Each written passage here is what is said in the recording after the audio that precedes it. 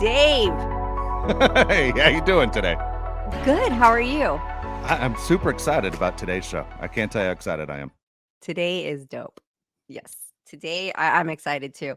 Um, yes. My daughter, her ears, my kids don't give a shit about what I do and what I'm doing. It's more like, when's lunch? What are we having for dinner? Um, but she heard who I said who was our guest, and her ears Yeah. perked up because she's a I, guitar player. So she was like, "Wait, what?" And I was like, "Yeah, I'm back not up." going to lie, Nicole. I contacted everyone I knew in high school who's a fan, and it said, Oh, "Look you at his did? assholes." Completely rubbed it in everybody's face. 100%. You're For all you so people who funny. said I wasn't going to ever meet anybody famous, watch this. And so it went from you, Nicole, to all of a sudden our guest, which is going to be awesome. So good. So good. Um, well, I don't know if you've ever heard of this program. I watched this guy. His name's Ricky. He grew up with like a single mom, and I guess apparently, like, they struggled. Listen, being a single mom is no easy task. And I guess his shoes wore out. He had really like huge holes in his shoes. His shoes were falling apart, and he went somewhere, and someone said, "Let me give you, like, let's change your shoes out." And he grew up to be this amazing soul. I'm sure he was born an amazing soul, but anyways, he's showing the world, and he started this thing called HavASole. It's HavASole. HavASole. And LA Rams have partnered up with him. Love it. Nike has partnered up with him. And he goes out, and not only does he just give dope sneakers to people who need them, he lets them choose. So he brings like a couple pair in their size, and he lets them pick, which I Love it. think really kind of sets him aside from everything else, because it brings like a sense of dignity. You know what I mean? And all of his sneakers are super dope. Like, I want them, and you know how I am about Yeah. sneakers. And I have a lot of friends out there who are big in the sneaker game. You sell those kicks, and you should look into it, because they take donations. You can be involved. You can hand out. You can do all of that. So check them out. HavASole. And I just thought it just made me all teary and weird. I love it. I'm looking for anything nowadays that shows compassion. I love it. Yeah. And like, not only just compassion, like when you have like fresh sneakers on, like, nothing can stop you. It's like having your hair done. It's like, having fresh haircut, having fresh shoes. You just, like, I don't know, it puts a pep in your step. And I think that that's super important when you're helping somebody out. And especially if you got to choose them, I right? They agree. weren't just given to you. You got a choice in you had a choice in it. So I love it. I wanted to give a shout out to him, because I think he's doing amazing things. And, you know, everybody go help. But let's get to our guest, because Okay. we're so excited. We're so excited. So most of you will know him from Foo Fighters. If you don't know already, he's got a new album out that is so good. I was listening to it all morning. It is Me so too. my jam. Yeah, he's so good. So please, please give it up for Chris Shiflett. Hey, hey, hey. I'm so excited. I'm so excited to Yeah. have you on. Like, you have no idea. Thanks for having me. Yeah, I'm happy to be here. Oh my So- gosh, it's a thrill. Yeah, so exciting. You're just like such a badass rock star. Like I said earlier, my daughter was like, she doesn't care about anything. She's 11, but she plays guitar. She cares. She cares Ah, about guitar. She cares nice. about music. And her ears perked up, and she was like, wait, what? So she's stoked on this too. So it's Well, really cute. that's interesting. You know, I sort of forced all my kids to have to play guitar and piano when they were real little.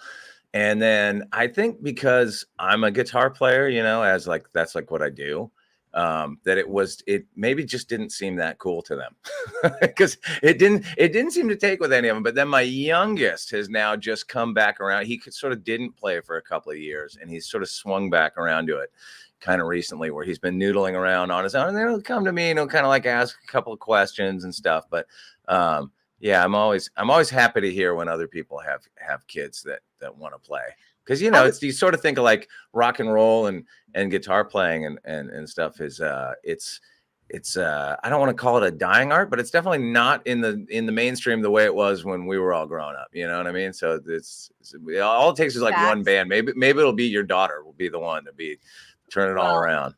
You know, listen, her teacher is always telling her, like, start taking singing lessons, because first of all, she's adorable, right? Like, she's adorable, and she looks like a little skater kid. She skateboards too, and she's super feminine, but she's on that guitar, and she's like, nah, like, she's too cool for everything. And I just so I was gonna ask you if your kids played and if you taught them, because like my kids, they don't want anything to do with acting. Like, they're like, go away, enough of you, we've had it. But acting isn't as cool as guitar playing. So I don't know. I mean, it's all cool stuff. Like my oldest just finished his first year in college. He's going to film school. Like, he wants to be a director. So I think that's rad, because it's creative, and it's, you know, it's like a similar kind of crazy dream to the crazy dream I had when I was the same age, you know. And so I'm just, you know how it is as a parent. You just want your kids to be into something, to have something that's like a burning desire, passion for them. Because I like, you know, that's how me and all my friends were when we were teenagers. We just wanted to play so bad. We just wanted to get a gig. We just wanted to go to LA and, you know, play at the Whiskey and, you know, just be in it. And so, you know, you just, whether or not it's music or directing or anything, you know, marine biology, who cares? You know what I mean? If your kids just kind of have a drive to want to do something, then as a dad, you're just happy.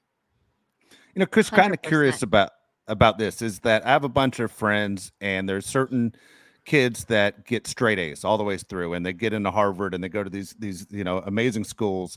And I always ask, what is the one common denominator of kids that seem to advance through school? And they always say it's music. They say, get your kid to play a musical instrument. And, not knowing that I've asked that question to other parents, but they'll say, get your kid involved in the piano, the guitar, something. And they go, it's something that triggers your brain. Now, I'm sure as the dad, you're going to say, oh yeah, all my kids are smart. But did you notice that your kids had an easier time in school than, let's say, even friends? I mean, I don't know. I've never exactly noticed that, but music is just math, really. It's sort of, it's exercising both parts of you, because there's, you know, if you're going to be a songwriter and all that sort of thing, there's the creative side of it, and it's taking that math and, you know, finding your own patterns and things. But it is just, at the end of the day, it's math. You know, it's just a bunch of numbers and calculations to make chords and scales and inversions and all that sort of stuff. But, you know, nobody really thinks of it like that when you're doing it. But yeah, I mean, my kids are all good students, and definitely much better students than I was when I was their age. So yeah, I don't know, man. I dropped out of high school and never went to college. So you know, if playing music really made you a good student, I guess I don't know what went wrong with me, man. Well, I think it's like where you apply it, right? Right. So, yeah, sure. like, both of my kids, my daughter, she played stand-up bass in orchestra, and her bass was Chester the Molester, and she got straight A's. My youngest, she plays guitar. She gets straight A's. My oldest had so many scholarships for college, and she didn't take them. She went to New York and just started working and didn't take the scholarship. She didn't want any debt. She didn't want to waste time. And so I think it's sort of like it just opens your mind. I think it's sort of like everything. I don't know. I have a theory about it. I do think that playing music and listening to good music does help you with your school. Yeah. Well, it's interesting. I mean, my kids are all really into music. You know, they've been into music their whole lives and listen to it, you know, the way that I listen to it. I think I always thought or I didn't always think this, but when I grew up a little bit and got a little perspective on things, I sort of figured out, I think that, and I think this is probably true of a lot of musicians, I hear music different than I think casual music listeners do. It hits me physically in a way that is I don't know. It's not a lightweight thing. It's it always twisted my emotions in a way that I liked. And I think that's what drew me to it. But it was like, whether it was minor key and you're kind of sad and you put on something that just makes you more sad and you kind of wallow in it, or the opposite, and it's like real major key peppy and like you're happy and it's like driving.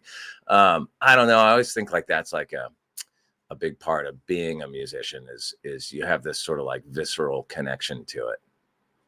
When you listen to I wanted to ask you about damage control, because I was that kid that I'd go buy the album or the tape cassette, whatever, and I would like pull out the lyrics. And I know a lot of people thinking lyrics are cool is lame, but for me, it's everything. It's all of it like encompassed. So for me, I would love, I'd sit there and read all the lyrics and listen to the music, and it was like an experience. And so I was listening to Damage Control all morning. Oh, right on. Completely transparent, because I love it. I think it's so good. Thank you. It is. It's so good. And I'm just like, I'm wondering, like, are you back in Santa Barbara? Are you just still tied to it? Because I feel like a lot of it is moving in that direction, or am I totally off? It's funny. My wife always points out to me that I tend to just write about the same thing over and over. And so much of that is derived from like my, growing up in Santa Barbara. It's like a constant kind of reference point and touchstone for my songwriting, and sort of always has been. I mean, I've definitely gotten more into the lyrical side over the years. Certainly over my last few records, that's been more important to me as a songwriter to focus a little, to get that side of it, not just write lyrics as an afterthought because you have a song and a melody. It's like the lyrics kind of have to drive it for me nowadays. But that song in particular, it's the oldest song on the record. It's the only old one on it. I wrote that one like probably 15 years ago when I was like, in a really kind of different place and going through some shit, and it reflects that. All the other songs on the record were written in the, right before I made the record, or even in the middle of making the record. But so that one's got a different kind of lyrical bent to it. But I don't live in Santa Barbara now, but we have a place up there. We try to get up there as much as we can. It's the funny thing of, we raised our kids in LA. So my kids, it's like pulling teeth to get them to go up there. Cause it's not, they're teenage boys. It's like, they want to hang out with their friends on the weekend. They don't necessarily want to go hang out with mom and dad. And so there's that, but yeah, I'm still definitely tied to it, and someday we'll be back up there full time, but not just yet. Chris, when did you realize? Because sorry. I'm just curious on the art part. When did you realize you had the ability to even write a song? Like, honestly, you could put me locked away for 20 years. I couldn't come up with a song. I don't have your ability, and I'm always curious to know about the process of how songs come to you and how quickly you're able to put them to where you want them to be, and at a time do they drag, and then it takes years to put them together. How hard is the process? It's a great question, because honestly, like, I came to it later than most of my friends. Like, when I was in high school and playing in bands, I wrote a few songs and they were terrible. And like, you kind of have to go through that as a songwriter. I think, it's probably pretty rare that your first stab at it's going to be any good. And so I think I was just really self-conscious. Like, I could always play guitar a little bit, but like, I was writing these just terrible songs, about goofy nonsense that I didn't know anything about, trying to write like Motley Crue lyrics or something. I was like 14. It just didn't make any sense. And I remember in particular, like, my buddy Grant that I was in a band with, like, found some lyrics in my guitar case and was like, what the fuck is this? And started reading them aloud to everybody in the room. And I was just like, mortified. So I think that, like, when I look back, I'm like, I didn't write another song till like my late 20s, I think, and I always had ideas and I just didn't have any follow through. And I just sort of got in bands because I could play guitar, and I would always be like more in a support role in whatever band I was in. But it was when I was like, in the latter part of the 90s is when I really started to try to really woodshed my own ideas. And that led to me putting a band together called Jackson United. And then that did that for a couple records. And then I had a band called the Dead Peasants that I did for a couple records. And then I just started making records under my own name. but I think a big part, it's an interesting question, because I've done this podcast for years called Walking the Floor that I'm not really doing right now, because I'm been working on this other one called Shred with Shifty. But on Walking the Floor, I would talk to other songwriters a lot about their songwriting. Like, that was a big part of the focus. And the reality is, nobody can really explain how they do it. It's like a little bit different for everybody, but there is, I think, one of the big parts of it is just having the discipline to actually do it and then put it out in the world. And I tell you, man, like, that's like, just actually finishing a song is like maybe the most important part of writing a song. You have to just sit down and commit, like, this is the verse and the chorus and the middle eight, and then we're close it out, and then you go out and play your songs live in front of rooms full of people, and then you can kind of see real quick what people connect to and don't. But yeah, I mean, songwriting for me has changed a lot over the years. I revise a lot more. I like to go into a recording session with the song fully written, and then evolve it in the studio with whoever you're recording with, and change things around. But yeah, it's a bit of a mystery, and like, it's a funny thing, because nothing feels better than writing a song, but it's probably the thing that I procrastinate the most. I pretty much play guitar all the time, and I'm always kind of doing something, but and always like recording little ideas into my phone. But then it's almost like it starts to build and nag you, like, oh fuck, I got like 85 ideas on my phone. I have to go sift through and figure out, what I don't know. It starts to feel like homework, and you put it off and you put it off. And then when you actually sit down and periodically sort of go through your ideas and turn them into something, you're like, I need to do this every day. It's the best feeling. Why don't I? I don't know. It's weird. But writing, don't you feel like writing is one of those things? Because I write, but it's in private and nobody will ever read it. But writing is one of those things where that's what you think. To be in the moment. Yeah, I'm gonna burn it all. I'm gonna shred it all. But you have to be like in the moment. Like, you just like it's either flowing out of you or it's not. So like, I think that's where that writer's block thing is such a real deal, because you can't force like that's just a creativity I don't think you can force. I'm just saying. Well, there's something, I have a lot of friends out in Nashville that are songwriters that write all day, every day, that are Monday through Friday are doing writing sessions, 3 sessions a day or sometimes. And I'm just blown away. And I always ask them, like, how do you turn it on? Like, over and over all day long, like, based on an appointment. And, a lot of them will tell me, well, sometimes you come out of those rooms without anything, you just kind of sit there staring at each other for a few hours and you don't really come up with much. But most of the time, those folks do. And I think there is something to having your writing muscles be strong, when you are doing something all the time. I know for me, when I'm writing a lot, you just almost like have like a breakthrough where it just starts to flow and feel easier, and you're not thinking about it. Because it's those ideas that, I'm sure everybody has them, like an idea where you have a couple of lines and there's something there, but you just work on it, and nothing comes. And those songs for me never work out. They just always kind of stagnate and die. It's like, it's the ones where it just kind of pops out of you and you're just kind of like writing it on the page as fast. And then you go back and revise and tweak and change, but it's, getting that initial thing out.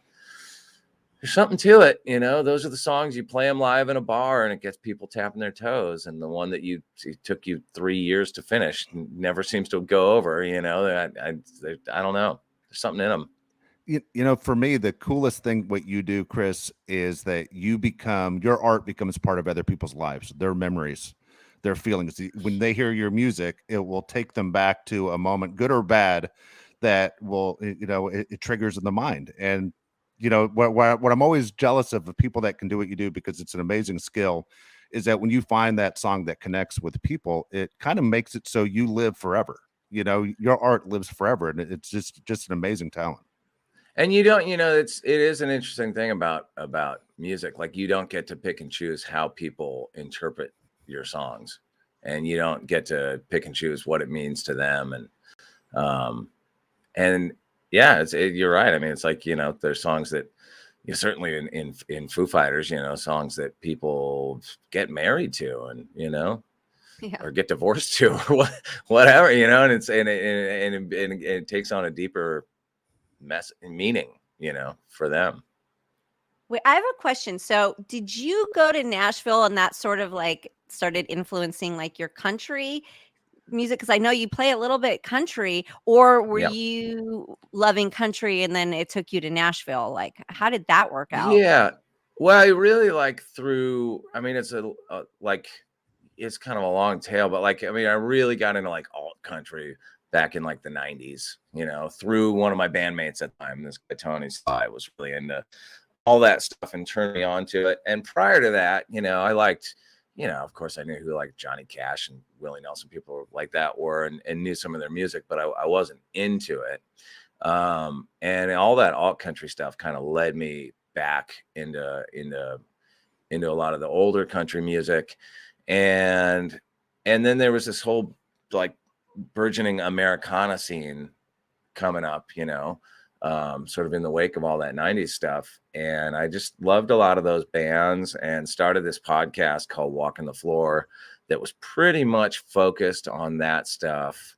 And at the same time, I was beginning to make records with this Chris Shiflett and the Dead Peasants thing that was leaned a little more Americana. And then we did like a classic kind of like honky tonk covers record, and just getting more and more into it. And through my podcast, really started meeting a bunch of people. And you know, it is when you play with people and you start to get to know people in that scene. And then, you know, it's like that thing of like, oh, if you love, you know, Buck Owens, you got to check out this other thing. And, you know, people start recommending different music to you.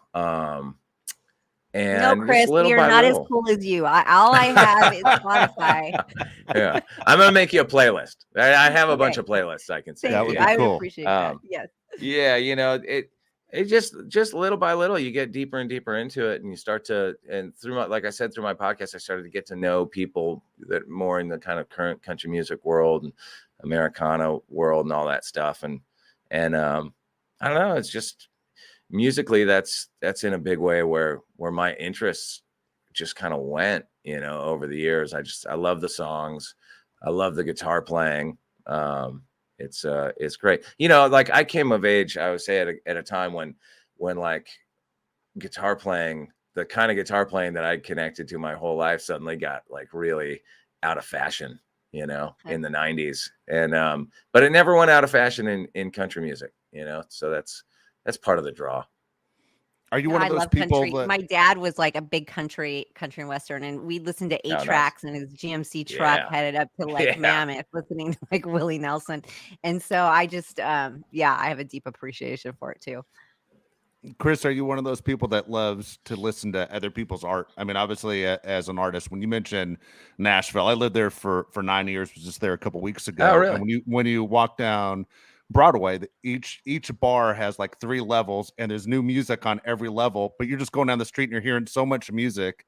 Are you one of those people that love it? That people are just appreciating the fact that it's all kinds of music, or is there something that you gravitate to and say, boy, that's good, or do you even get critical and go, you know what, that's just lazy? Do you have what kind of ear do you have as an artist? I think, you know, I know for me, the older I've gotten, you know, I just set aside any like genre baggage that I ever had. You know, when I was a kid, I was like, you have to listen to Kiss and Black Sabbath and that's it, you know, and or whatever. And then but I know I just like whatever I like, you know. I mean, there's, if I'm being honest, like, you know, I'm sort of more drawn to just guitar music, you know, ultimately rock and roll, country music, you know, whatever. But that is one of the great things about having kids, man. I know more about modern hip hop than I ever thought I would. You know, they turn me on to all kinds of stuff. And a lot of it, like, it's not necessarily the music that I'm drawn to, but I dig it and it's cool and I can appreciate it and understand the appeal, you know, for sure. That's cool.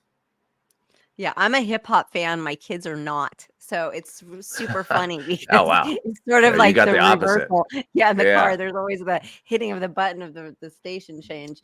But, Well, it's an interesting thing. Like I was talking about, I just started this new podcast show called Shred with Shifty that's really guitar focused.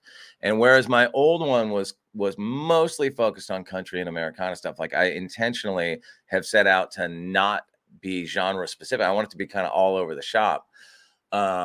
But it's this first season is it's a lot of rock and roll and a lot of country music, because that's just mostly what I know. I was just having that conversation with my producer this morning, like, we need to get a good jazz player on there, we need to get a good blues player on there, we need like, who's like the go-to guitar player in pop music, that I don't know.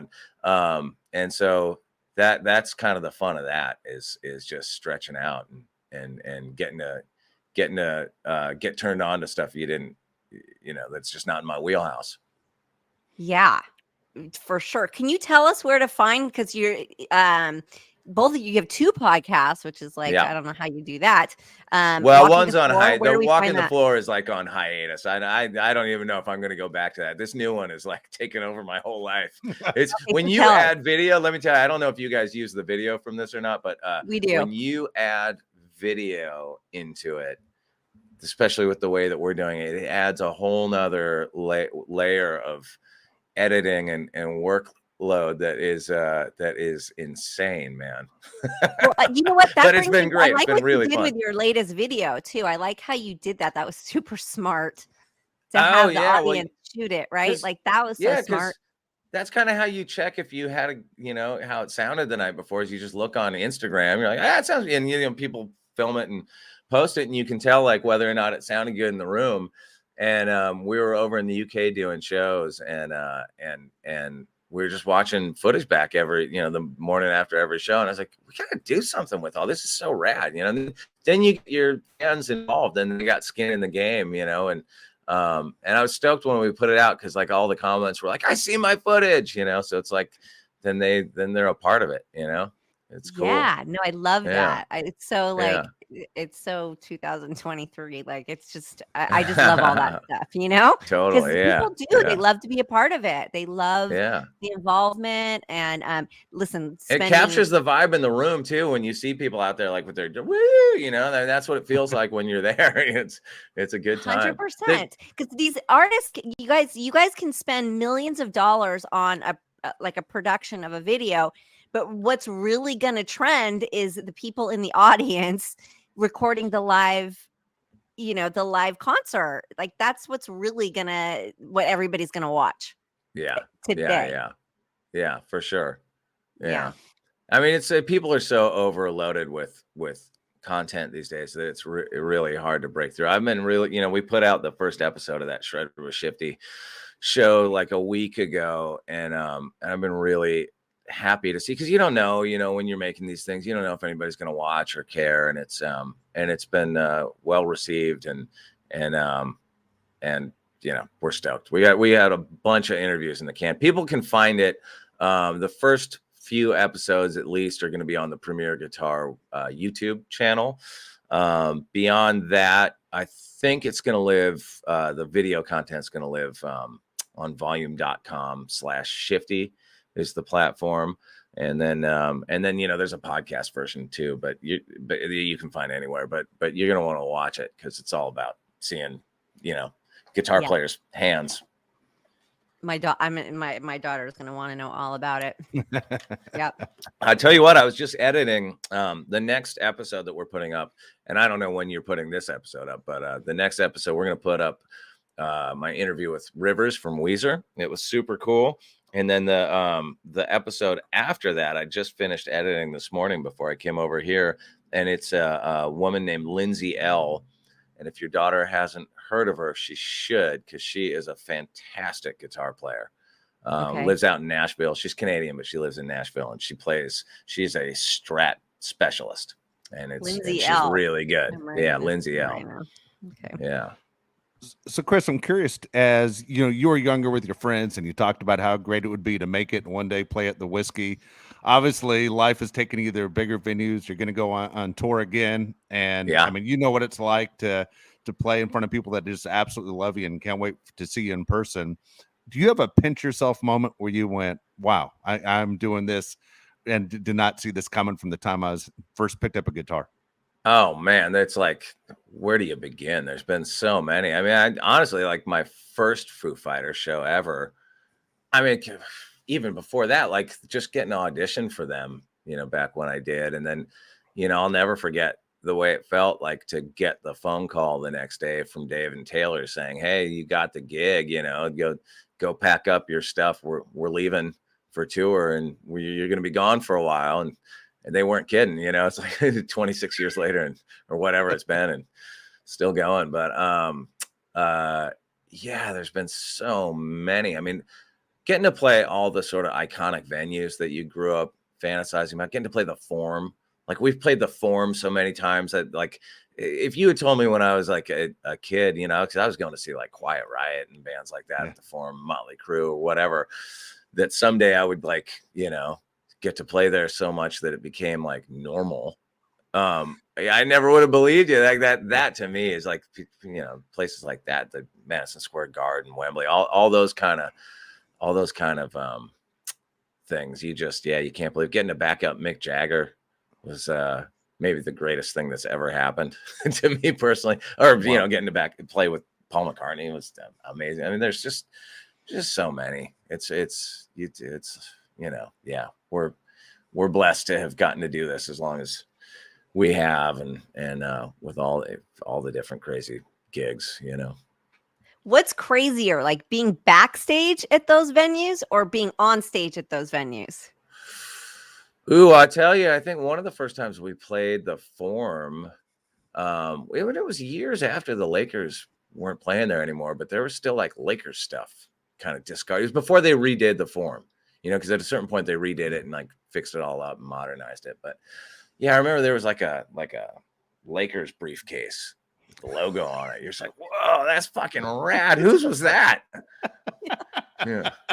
Is this Kareem Abdul-Jabbar's Anvil Road case right here? What is he keeping there? Yeah. But I'd have to go with being on stage. Yeah, definitely. That's so cool. I tell you, you talk pinch me moments. One time Dave had his birthday party at the Forum a few years ago, and he got all these people, all these special guests to come play, and we were sound checking with Paul Stanley from Kiss, and to get to play, and then he came out and did a couple Kiss songs at the show that night. But to get to play the Forum, where they recorded Kiss Alive 2 with Paul Stanley, and to play Detroit Rock City, I mean, that's I could have just fallen over and died the next day and been like, yeah, it was great. Good life. Thanks. I lived a life. Yeah. That's so amazing. You're such a good guy. Thank you so much for hanging out with us, because it's all an act. It's showbiz. Showbiz. Is it? I don't think so. I don't think you can fake the goodness. Well, thank you guys for having me. This has been a lot of fun. Chris, thank you so much for the time. That was a blast for us. Awesome. I know. Yeah, right on. Take care, you guys. And you're going on tour, right? Like, are you headed to the road? Like, you're going way around the world, huh? Yeah, we got a lot of shows stretching out. I don't know exactly what's announced and what's not announced, but I know we're going to be on the road for quite a while. And we're leaving next week to go over to Japan. And we're kind of bopping around, doing a bunch of stuff in the States, doing some stuff in South America, and Australia later in the year, and then a bunch of stuff next year that I don't think is announced yet, but we're gonna be busy, and then shoehorning some gigs of my own here and there along the way. Like I'm doing some shows around the West Coast in August, and this and that here and there, and yeah, it's a bunch. It's a lot. It's good. Well, it's better than like sitting at home twiddling your thumbs. That's for sure. Yeah, right. Yeah. Lost at Sea is the album. Yeah.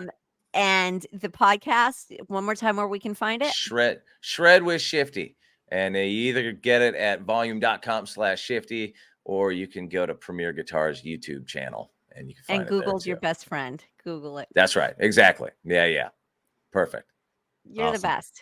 Awesome, you guys. Thank you Safe so much. travels. Have so much fun. Take care. Take care, Chris. That was crazy. That was pretty cool. I mean, that's that was a lot of fun. And again, as you said, he's a really good guy. He is a really good guy. I thought it was very funny that you and I didn't talk about it, but we both listened to the same thing, basically before the show, nonstop. And very very talented guy, very very nice guy. I always like, for me, Nicole, when I meet people that you see or you hear all the time, that they turn out to be good guys. I think there's almost nothing more heartbreaking as a fan when you find out they aren't nice guys, and then you find out they're actually good people. Yeah, because I don't know. I've always been that person. You root for good things to happen to good people. And then when you find out it's someone that, everybody loves, and then they aren't a nice person, it's so disheartening, because you almost want to tell the world that's a phony. But this guy's the real deal. I mean, and also he's a surfer, and I don't mean to categorize people, but I am a Southern Cal, girl, so I'm gonna go there. He surfs. He's from Santa Barbara. He's from Southern California. Like, he's super chill. Yeah, I knew immediately, because we have a lot of mutual friends. And I knew he was gonna be a good guy, but he's super talented. Yes. He's super talented. And you know what I wanted to ask him, I forgot to ask him, is like, because sometimes, like, for me in the industry, like, producing has been this sort of like relief, because I don't have to be on camera, right? It's not me on camera. It's not me as the talent. It's me, like, pushing things for other things, not myself. It's not me selling myself. So I wanted to ask him, and I forgot. I'm so annoyed right now. The difference between being like the lead guitarist in Foo Fighters, which, listen, a lot of attention is on you, but like when you are the lead vocalist and the lead guitarist, like, what is that like? Yeah, And no he's good kidding. at it. Yeah, He's good well, at it. no kidding. Well, if he wasn't good at it, he wouldn't be with, right, Mick Jagger and Paul McCartney and Dave Grohl. And Facts. I mean, what a skill that he has. You know what I kept thinking of? I kept thinking about you with your daughters, how you always say your kids couldn't care less about your career in the past or anything you've ever done. And having 3 kids, is there any point when you're his kids that you go, hey, what my dad does is pretty cool? Or are Well, they just like like, you it's just said, my he dad? said they don't give a It's shit. my They don't dad. give a shit. The youngest one finally is coming around and like wanting to play. But So, do you say that as a that's like, kid just because you don't want to give your parents too much credit, or do you, in your mind, you're going, all right, this is what my dad does is awesome? I mean, I think this is a what stage are you at in your life? This is That's not true. like That's a good growing point. up, they're just your parents. All you want is your parents. You don't care about anything else, right? And then as you grow up, you maybe appreciate some things. Exactly. Yeah. I got you. God, that was cool. That was cool. Yeah. He is Um, super cool. Yeah, no, absolutely, I loved it. By the way, one of the things I thought was awesome, and I know he's played all over the world, and he mentioned some great venues. But for me, when I was born in LA, but then I moved away and then moved back to LA. When I first went back to LA, I used to go to concerts at the Forum. Well, the Forum at the time was Oh, shared yeah. by the LA Lakers and the Kings, and then they redid it around 2013, 2014, somewhere in there, and they made it basically, it's just a great music venue now. They don't play Yeah. sports in there anymore, and it sounds so much better than it even used to. And I love the fact that that's still a place that comes to mind of, for people in Los Angeles who know, man, there's nothing like going to the Forum. The And that was Forum. cool And, that he still it's loves so it. small when you look at it in comparison, like, that always trips me out about the Forum, because it used to be so big, right? Like, that was the Yeah, biggest venue, and then now you go look and, like, in comparison, it's so small, but true. it's iconic. It's the spot. Absolutely, no, really really cool. All right, so Nicole, what we're gonna do is we're gonna get to your mailbag, okay? Okay. And we're gonna move forward, because in this mailbag, which I get tons of stuff, and again, we appreciate you sending stuff in. Again, it's right there in Nicole's mailbag on the website, perfectlytwistedpod.com. This one was a little bit different, and every question is going to come from this one person, because I don't think Okay. I've ever read a submission in a mailbag with more enthusiasm than this one. Okay. That's Uh-oh. no, it's not an insult to her, and at the same time, not an insult to anyone else, but you can tell by the way she wrote that she is all in on excitement for you that you're doing this show and that you basically given her a chance to ask you questions. So I love it. I think Good. I love hearing from the ladies. I would love to hear more from the ladies. Let's go. Absolutely. All right, here we go. This one's from they're all from Christy Taylor. Okay. And first question is, Nicole, I love your holiday movies. All right. I've even watched Switch and A Christmas Proposal more times than I can count, and throughout the year, not just at Christmas time. I know you touched on Film and Holiday Switch in one of the first episodes of the podcast, but I'd love to hear more details about filming both movies, details of your co-stars, locations, any interesting behind the scenes stuff would be appreciated. Oh, okay. That's a lot. And that's only question one. That's a loaded question. Okay.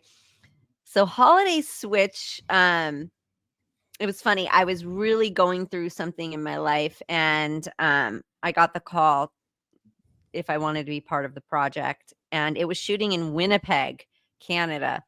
And I really needed to get out of here and change some things. And what better way than to just throw yourself into work, right? So I did.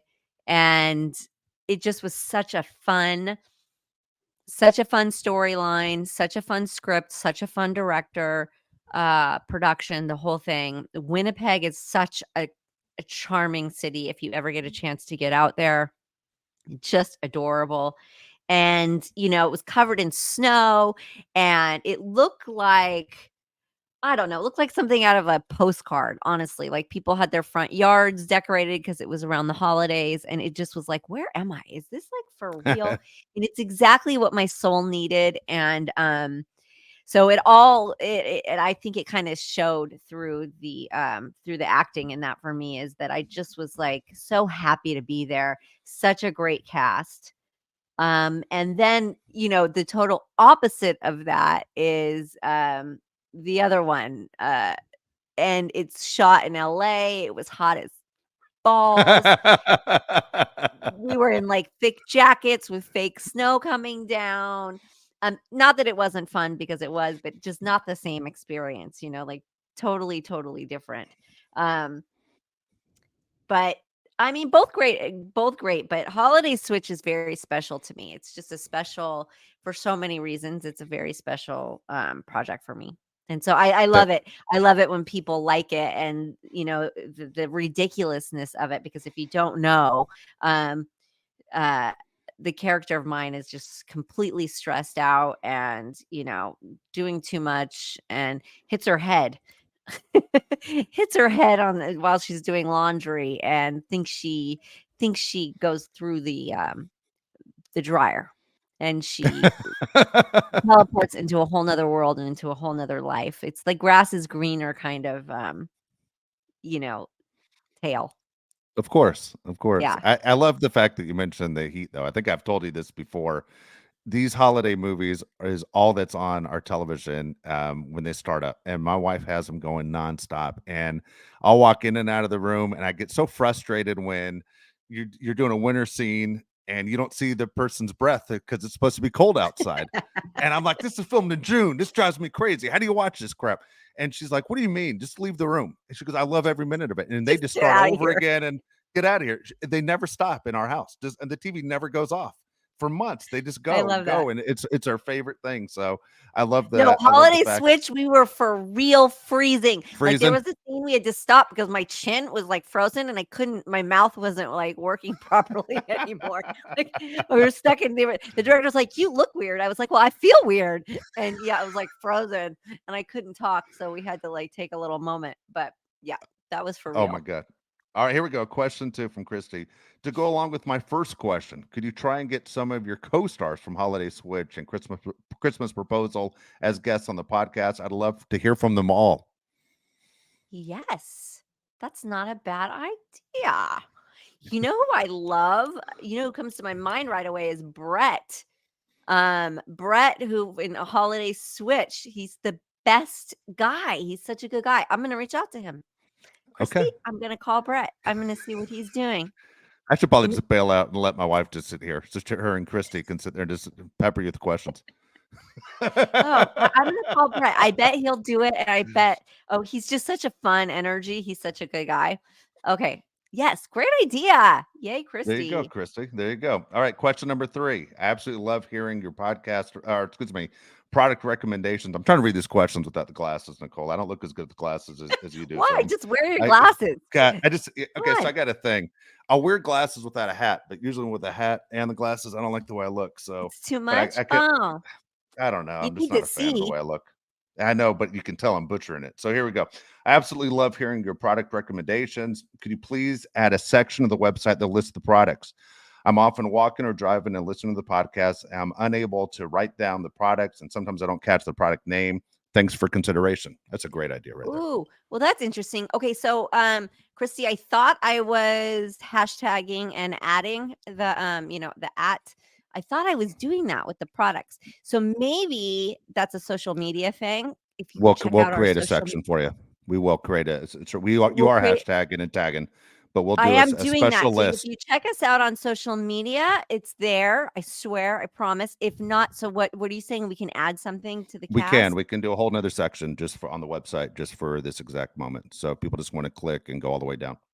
Okay, great idea. Great They- Listen, Okay, Christy, I know. do you need a job? No kidding. No kidding. Here we go. All right, here we go. Question number 4. What affordable clothing brands are your favorites? What do you find most flattering in your 50s? I'm so about comfort. I would also like to look put together. I would love some advice. Okay. Well, Christy, all I do is ask my kids for advice. First of all, I shop vintage. I'm a vintage person. So it's totally affordable. You can get really good brand names. You can get like old school cool stuff. I happen to live near an area that has a lot of really cool vintage shops on it. My daughter's in fashion, so we are all about reuse, recycle in this house. We don't use plastic. We try to redo everything. We buy used everything we can. So for me, what I love is just going and finding cool blouses. And right now I'm obviously in the market for shorts because it's hot AF It is out hot. here. Yeah. So I just kind of do that, and it's way more affordable. It's helping the planet. And I know that that sounds so cliche, but it's my honest answer. And it's the only way I can afford to like keep shopping every week. And I feel good about it. I don't feel bad. So I mean, we hit up Goodwill. I'm not kidding. There's a huge one right down the street from us. I hit up all our local like true vintage shops on Magnolia Boulevard. There's one called Chance that is amazing. There's the Trading Post, so dope. And my kids too, they like it all too. So we buy vintage everything we can, and it's kind of a matter of trying it on and does it feel good? Are you comfortable? Like, is it cute? Does it make you happy? And that's where you have to go with fashion. You can't think about like trying to fit in.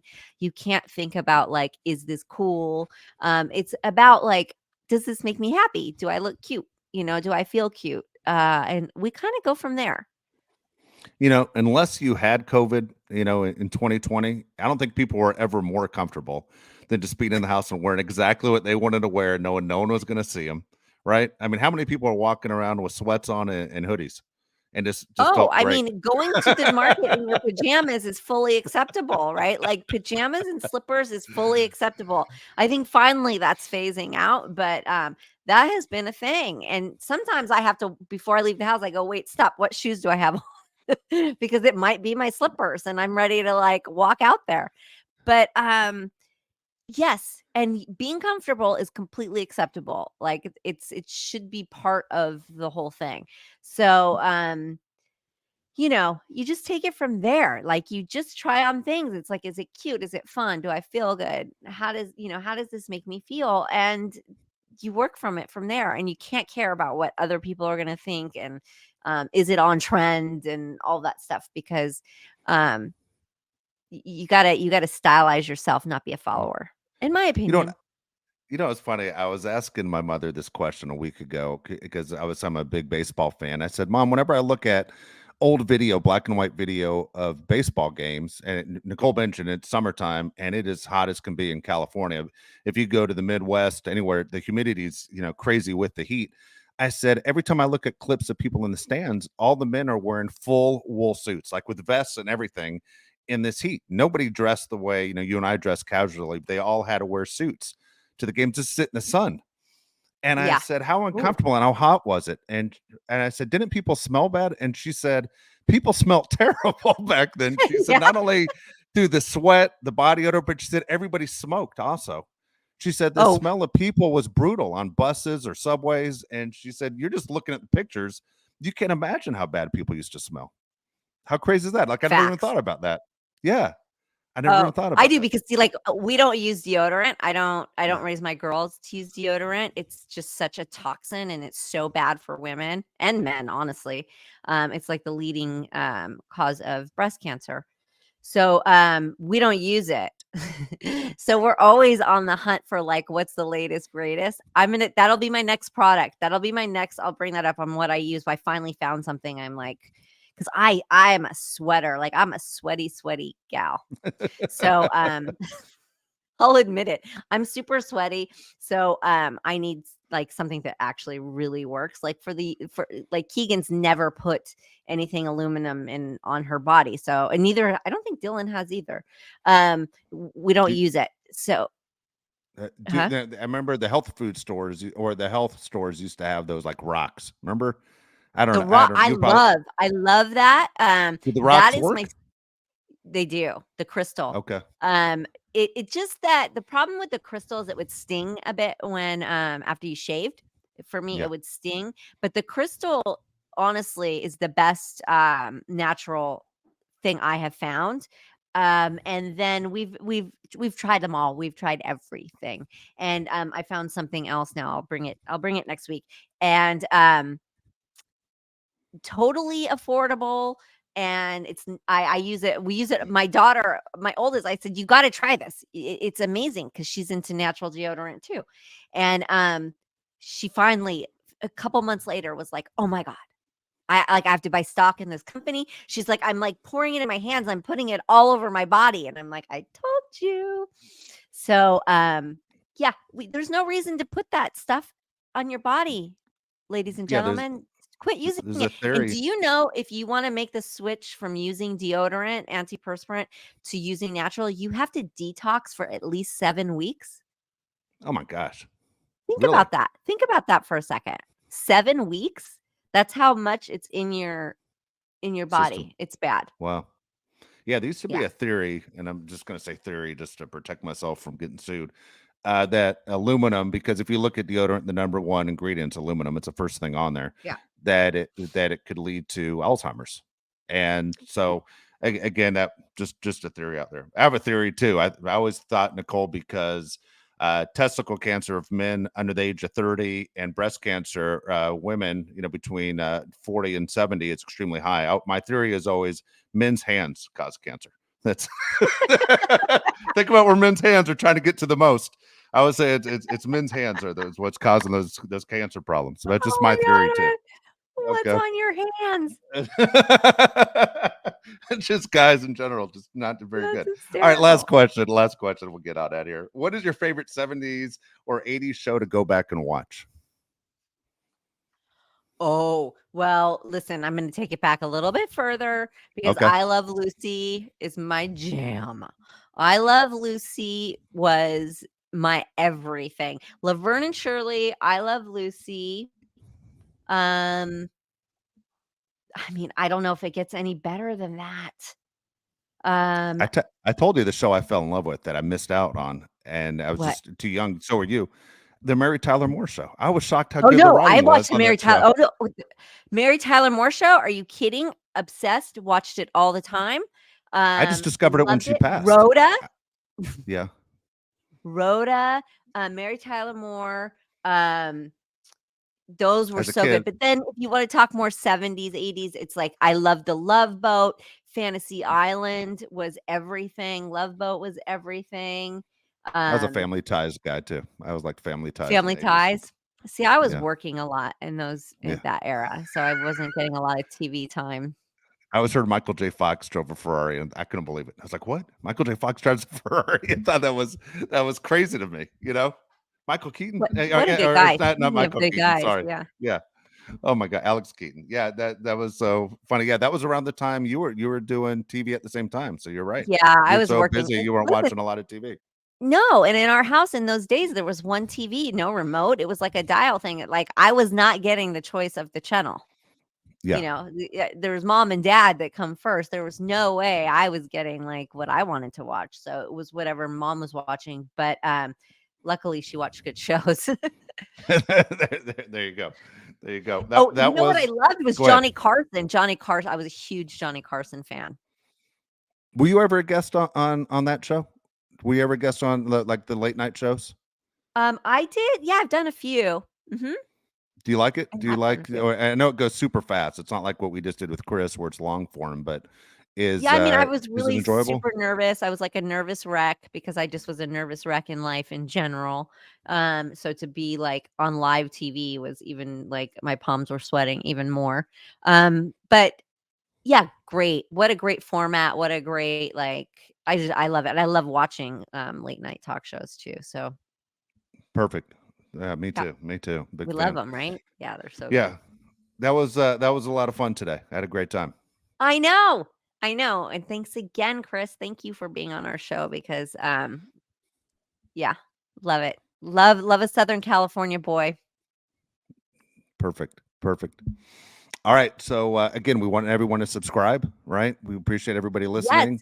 Subscribe, leave a review, leave a rating. Love us, hate us. We'll take it. Check us out, perfectlytwistedpodcast.com. You can check us out on YouTube, anywhere you get your podcasts. Just hit that subscribe and you can give us those 5 stars. We won't be mad. Not at all. Not at all. Not at all. All Thanks, right, guys. Nicole, Thanks we'll for see you next joining time. us. Yes. See you next week.